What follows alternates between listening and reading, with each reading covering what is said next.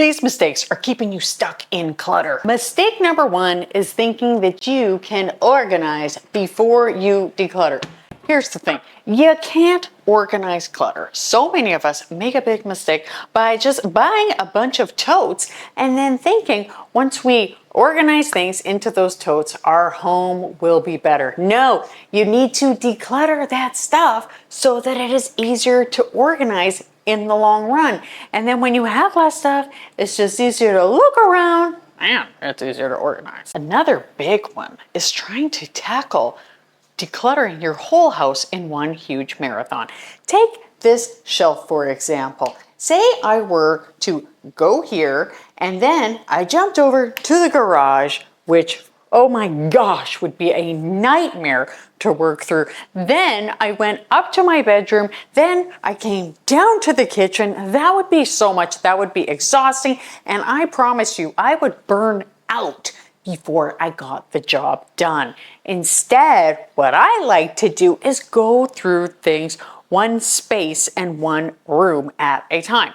For example, if I were like, I'm gonna start in the kitchen, which by the way, I don't recommend, but if I were going to start in the kitchen, I would say, I'm gonna start with the cups, and then I'm going to move on to the plates, and so on and so forth. Once the kitchen was done, then I would move on to perhaps the bathroom or something like that. The next mistake is decluttering other people's stuff, especially kids. Is this not the cutest thing you've ever seen in your life?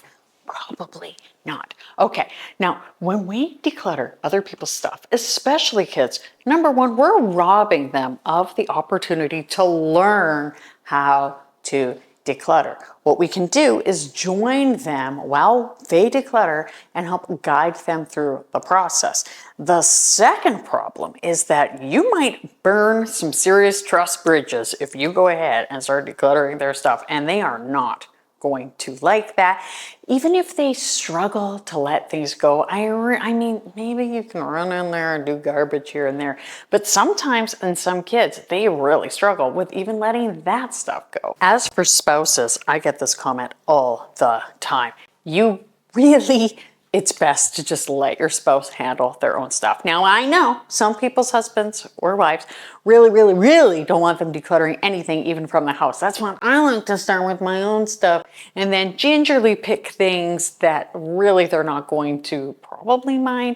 But if it's anything like my husband and so many other husbands, once they see how great the house is, once you've started decluttering things, they're going to be okay with it. Another big one is not having a plan to declutter. When you're decluttering your home, it's really good to know where you're starting and which path you're going to take, where you might get waylaid, and how to overcome the obstacles. So many people, they get stuck when they are decluttering.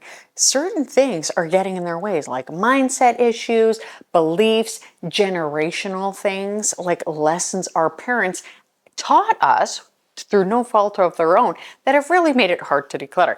Now, that's why I'm doing the Spring Mindset Challenge. We're going to talk about how to declutter and also how to overcome those things keeping us stuck so you can get your home decluttered for good. Head over to minimalisthome.ca/springdeclutter to join. We're starting very soon. Another big mistake people make is bringing the wrong stuff in.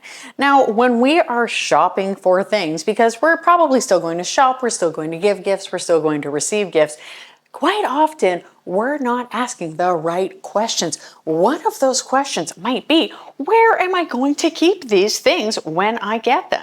How many times have you tried to cram things into a closet that was already crammed full? And also not being sure that it's something you even need in the first place. Number one, ask yourself, am I going to be decluttering this in the next year? Number two, well, am I buying this because it's on sale? And number three, where am I going to keep this once I bring it home? Another big one is starting with sentimental things.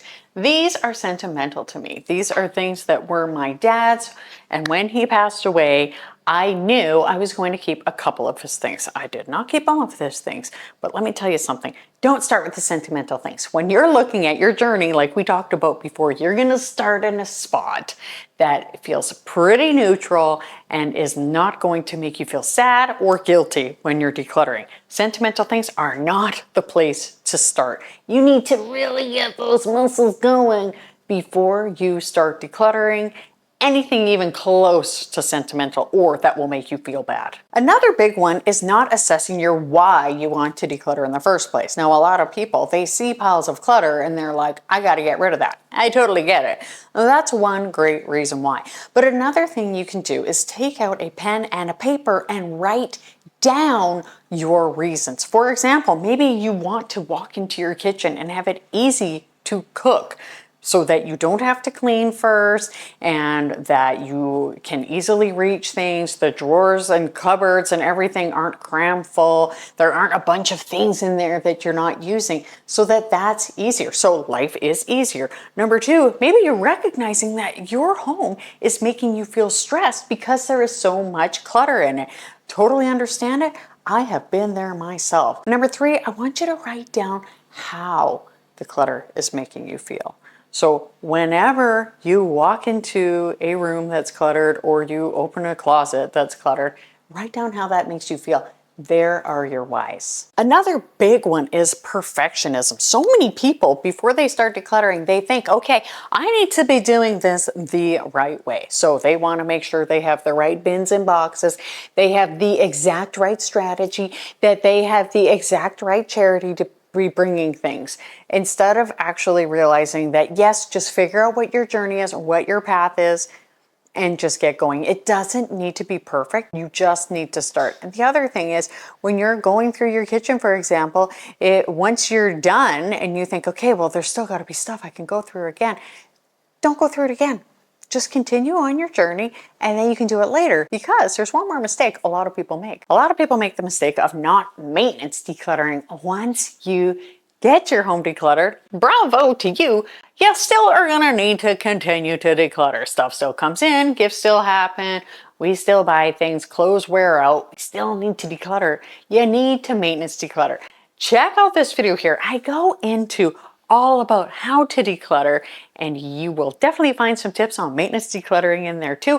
Join our challenge, the Spring Declutter Challenge, minimalisthome.ca/spring declutter. I hope something great happens for you today, and I'll see you next time.